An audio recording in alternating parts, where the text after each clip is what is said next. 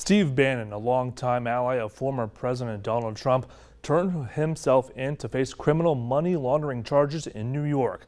Now, the indictment, prosecutors allege that he was the architect of a multi-million-dollar scheme to defraud thousands of donors who wanted to build a wall along the U.S.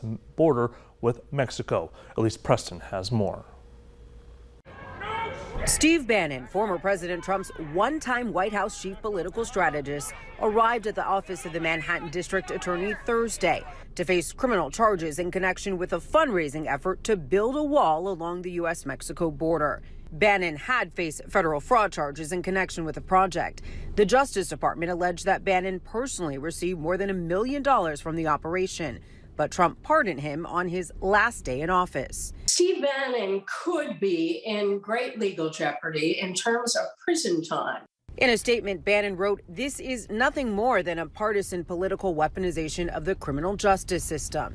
Bannon also questioned the timing. He pointed out that his arraignment comes with about 2 months to go to the high-stakes midterm elections. It also comes less than 2 months after he was convicted of contempt of Congress for refusing to cooperate with the January 6th committee investigating the attack on the Capitol.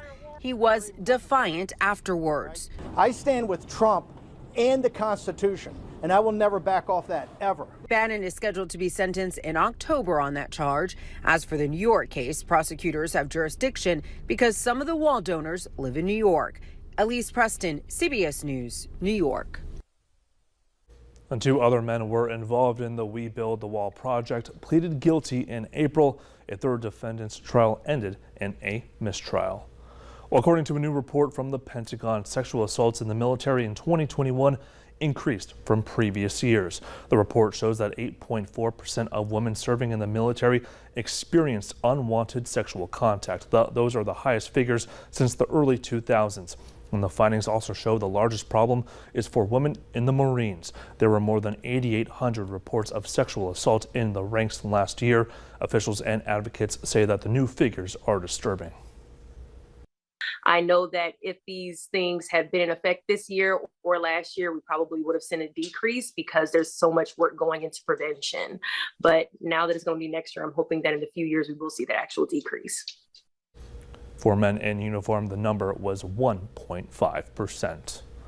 And well, this month is Life Insurance Awareness Month, and research is finding that while most people understand the need for coverage, many do not have it. To determine if you need life insurance, ask yourself, if I were to die now, would anyone endure a financial hardship?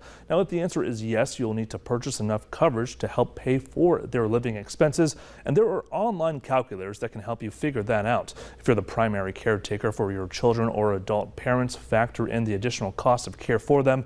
If you're a single parent or the primary wage earner, you may want to leave cash to pay off debts like student loans or the mortgage. And if you want to pre-fund college or provide for future retirements, you'll need some of your needs of your surviving spouse. Add that in as well.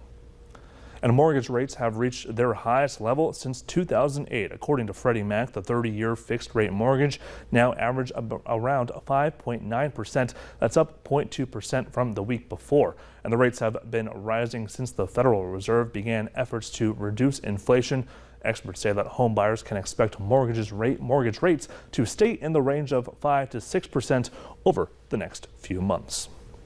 Well, coming up, colorful chaos. The spill that one truck makes ends up causing some confusion for drivers.